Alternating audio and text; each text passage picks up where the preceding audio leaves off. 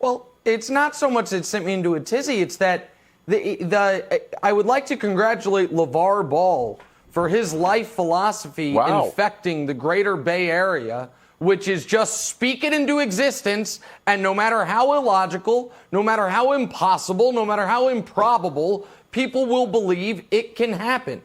I believe Giannis is going to stay in Milwaukee, but let's set that aside. Let's say Giannis absolutely 100% is leaving.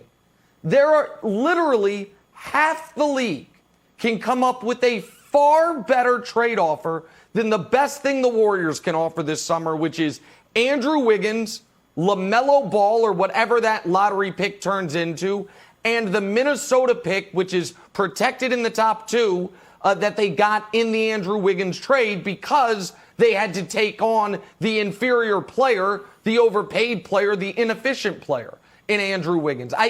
This is only because the Warriors have mind-melded everyone because they got fortunate when the cap spiked and with Steph's contract when they got Kevin Durant that they have some light years ahead philosophy. They don't. There is no chance that the Bucks trade Giannis for 12 cents on the dollar.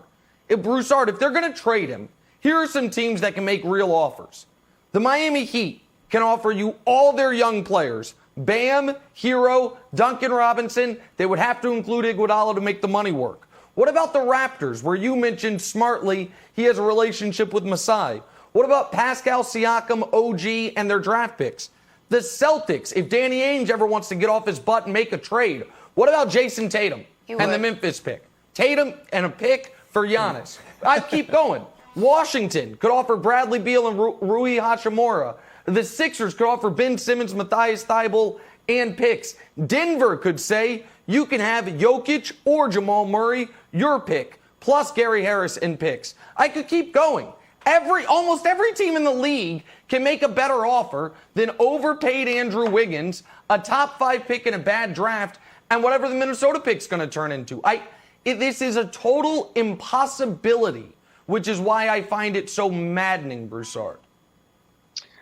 Yeah, look, I mean, it is a stretch to think that he can end up in Golden State, and people keep talking about it. When we spoke about it a few days ago, I just thought the Warriors had a better chance than Toronto. But I don't think either team is getting Giannis, and you laid the point out pretty well. Obviously, they could put Clay in instead of Andrew Wiggins. Maybe they could put both in, and it's Giannis and another person to sweeten the pie. But still, the chances of him going to Golden State are very slim. I'm going to address Wiggins because, Nick, you are always killing Andrew Wiggins. And let me say this. As a fourth option, and that's what he is, remember, fourth option, he is going to be good for Golden State. When Andre Iguodala had to be the number one option in Philadelphia or a higher option in Denver, didn't go too well. He goes to Golden State as a guy off the bench or, fourth option as a starter, and he has a great end to his career. Sean Livingston, when he was viewed as a top guy, more of a top guy than he was in Golden State, he struggled. He gets to the Warriors in a perfect role off the bench, and he shines. Andrew Wiggins is a fourth option, career 20-point scorer, can play very good defense. He was locked in, defended well in Golden State. I think he's going to be good for the Warriors. Oh, my God. Again, with your disrespect to Andre Iguodala, Broussard. It's just comparing Andre Iguodala, it's just insanity. Andre Iguodala, an outstanding perimeter defender. Andrew Wiggins has been, since he was at the University of Kansas, folks have been like, he could be a great defender. He did it for a week in Golden State. He was an average defender. People were like, oh, he's unlocked it. Sean Livingston wasn't making max money. But again, I ask you this. If Andrew Wiggins has this value that I'm not seeing, why did Minnesota have to include next year's draft pick in order to get D'Angelo Russell, not one of the 25 best players in the league, just to get Golden State to take him? You know the answer is because he is an overpaid bad asset. Oh, okay, yeah, that's it. Yeah, by Minnesota. I'm with you on that. That was ridiculous. They could have gotten D'Angelo without giving up that draft pick. But Wiggins, I'm telling you, he was misplaced as a first or second option. He's a fourth option in Golden State, Nick. Fourth option that makes $30 million. What I don't understand is it's a salary cap league, Wildes, and if your fourth option makes $30 million, you're ruined. But Wildes, what I'm very interested in is evidently Minnesota really did screw up because Minnesota could have had Giannis because they had Wiggins. They've got the same pick this year Golden State does. They got the second worst record in basketball, and they could have had their own pick.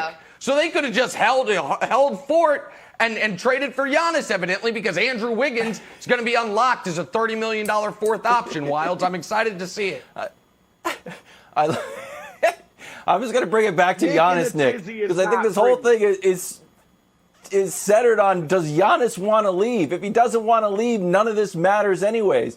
And in the history of the league, and Nick, correct me if I've got this wrong, I think superstars have only left for three reasons. They're the big three C's: city, cash, and championships. Let's start with City. He likes Milwaukee. He's pillar of the community. He said it 100 times. He likes Milwaukee, wants to raise his kids in Milwaukee. He's very happy there. Number two, cash. Bobby Marks reporting, since he got his second All-NBA team, he can sign the biggest extension in league history. It goes down to about 5 years, $247 million. So then number three, championships.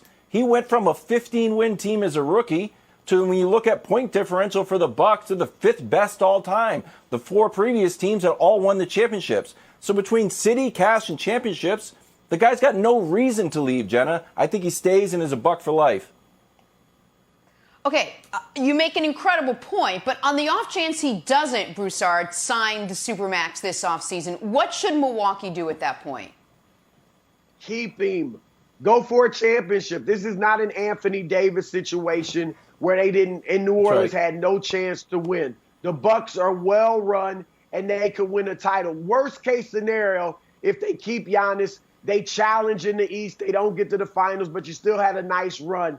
Best case scenario, if he leaves, you win a championship, and he walks out the door. You still have your first title since Lou Alcindor in 1971. So look at Toronto. They're not in terrible shape. They got their championship with Kawhi. He left, and they still are a pretty good team. I know Milwaukee will fall off more than the Raptors, but there is no way, even if Giannis says, I am not staying, I would keep him and try to go for a championship. It's rare that a small market team like this has an opportunity to win a title.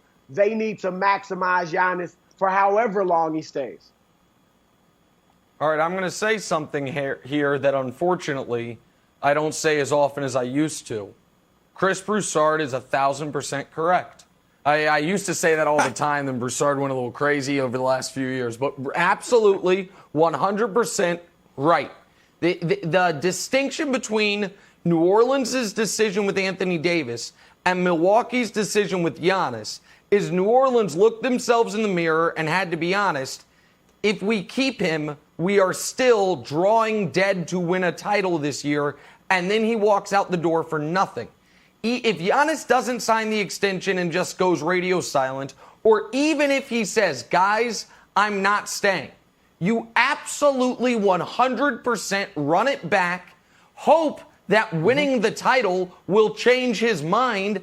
And even if you don't win, even if it doesn't change his mind, if you'll go into next season as one of, if not the favorite, and if you win the title, that's the whole point of the sport. Milwaukee once upon a time had a player of Giannis's caliber. They traded him because they didn't want him to walk out the door for nothing. His name was Lou Alcindor, then Kareem Abdul-Jabbar. Their franchise was in the wilderness for 45 years because of that. If you have Giannis, you hold on to him for dear life, and if he leaves you, he leaves you. But there is no way, shape, or form I would trade him, even if I got one of those great offers where someone offers me Nikola Jokic or someone offers me Jason Tatum. And I know Celtic fans believe Tatum's better than Giannis, so they wouldn't even do that trade. But I still wouldn't do it, Wildes. You hold on to him as long as you possibly can, and you hope you win the title next year, Kevin. Thanks for watching. Subscribe here to get the latest from the show. Also, be sure to check out more of the best clips from First Things First, or go watch a few segments from our other shows on FS1.